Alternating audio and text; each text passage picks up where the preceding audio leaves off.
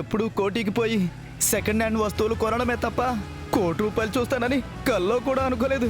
లచ్చిందేవి లచ్చిందేవి. అమ్మో, ఫుల్ పైసలు. ఏ ఎవరు వీళ్ళు?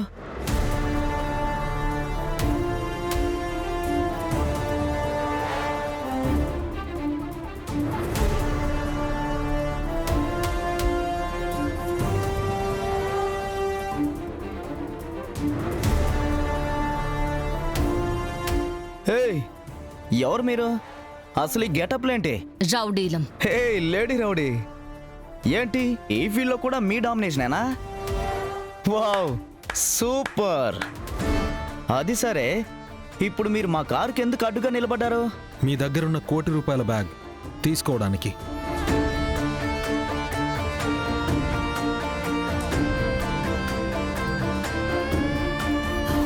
మా దగ్గర ₹1,00,00,000?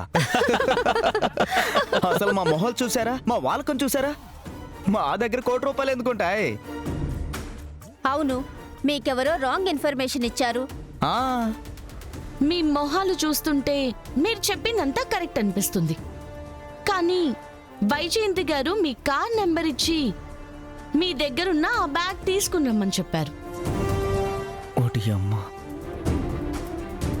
అమ్మ దొంగ, ఎంత దెబ్బేశావు! హే, నాకు కుంగ్ఫూతో పాటు కరాటే కూడా వచ్చు, బాక్సింగ్ కూడా వచ్చు. చూస్తావా?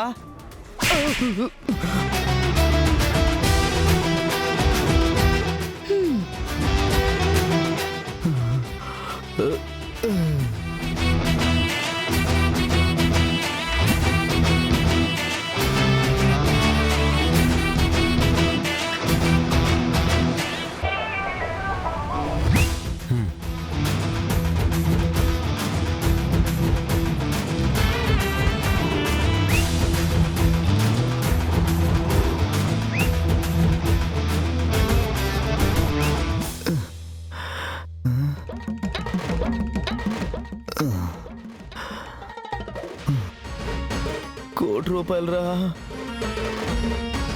అయినా ఆవిడికి 50 లక్షలు ఇస్తానని చెప్పాను కదా. రాజు, నీకేం కాలేదు కదా? ఏమైతుంది? ₹1,00,00,000 తీసుకెళ్ళిపోయారు. కోటి చేతిలోకి వచ్చిన 10 నిమిషాల్లోనే కొట్టేస్తుందా? చెప్తాను తన సంగతే, చెప్తాను. ఫోన్ చేయి.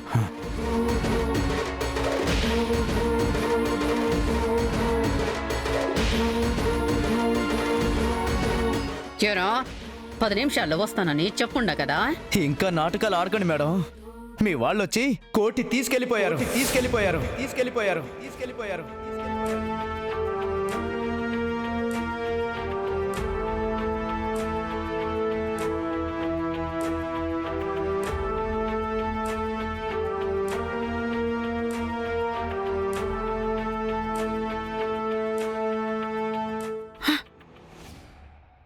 మోవోళ్ళు రావడమేంది, డబ్బులు తీసిపోవడమేంద్రా?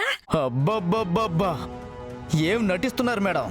మీరు చెప్పినట్టు వినలేదని, మాకు ₹1 కూడా దక్కకూడదని రౌడీల్ని పంపించి డబ్బులు తీసేసుకున్నారు కదా. నాటకాలు ఆడతా ఉండేది నేను కాదురా, నువ్వు. డబ్బులు తిరిగి తీసుకుంటానని, నేనే దొంగతనం చేపించుండానని నాకే చెప్తా ఉంటావా? నీలాంటి వాళ్ళని చాలా మందిని చూసుండా. నువ్వు గాని ఎంగేజ్మెంట్ లోపల డబ్బులు తిరిగి ఇయ్యలేదో, అందరి ముందు మీ బండారం బయటపడేస్తా. చీటింగ్ కేసు పెట్టి పోలీసులతో అరెస్ట్ కూడా చేపిస్తా. అదే ఎంగేజ్మెంట్ రోజు మా దగ్గర నుంచి కొట్టేసిన ₹1,00,00,000 ఇవ్వకపోతే మమ్మల్ని పిలిపించింది మీరేనని, నాటకం ఆడించింది కూడా మీరేనని మొత్తం మేం చెప్పేస్తాం. ఒరే రాజుగా,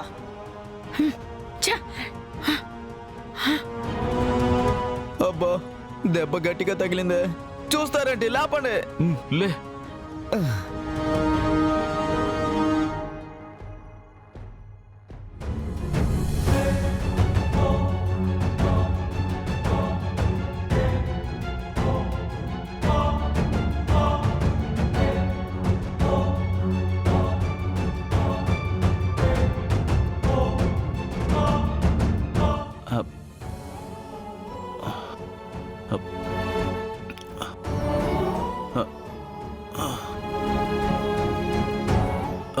బాబాయ్ తమ్ముడు పైకిలే నిదానం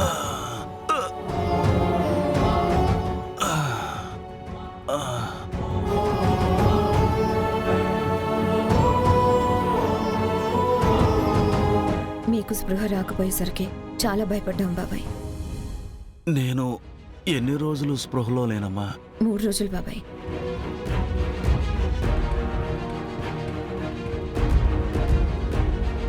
మూడు రోజులైనా కూడా వీళ్ళింకా ఇంట్లోనే ఉన్నారంటే సాక్ష్యాలు ఏమైనా తీసుకొచ్చేశారా? నిజం బయటపడిపోయిందా? కౌశికి అంతలా బాధపడుతూ చూస్తుందంటే నిజం ఇంకా ఎవరికీ తెలియదు. మరి ఈ 3 రోజులు ఏం జరిగింది? ఏమేం మావయ్య గారు, ఎందుకు అందరిని అలా చూస్తున్నారు? ఆ కత్తితో పొడిచినవాడు కళ్ళు తెరవగానే కళ్ళ ముందు కనిపిస్తే ఏం మాట్లాడతారే? జైల్లో ఉండాల్సిన నీ మొగుడు ఇంట్లో ఎందుకున్నాడో తెలియక మౌనంగా ఉన్నాడు. ఓహో, అయితే కేదార్గాడే నన్ను పొడిచాడని అందరూ అనుకుంటున్నారన్నమాట.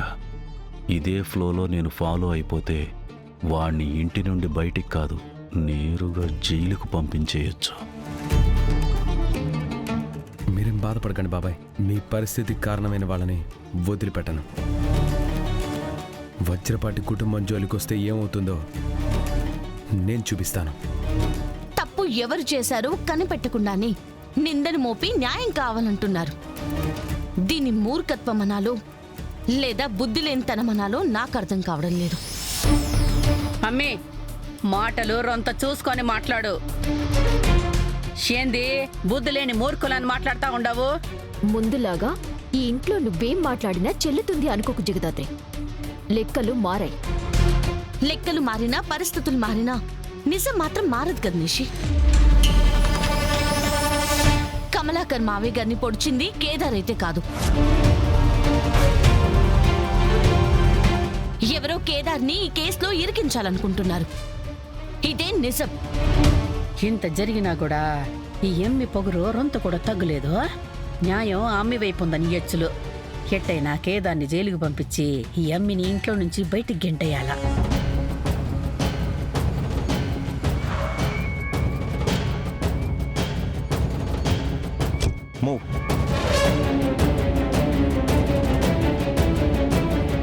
ఎక్స్క్యూజ్ మీ కౌశికి గారు,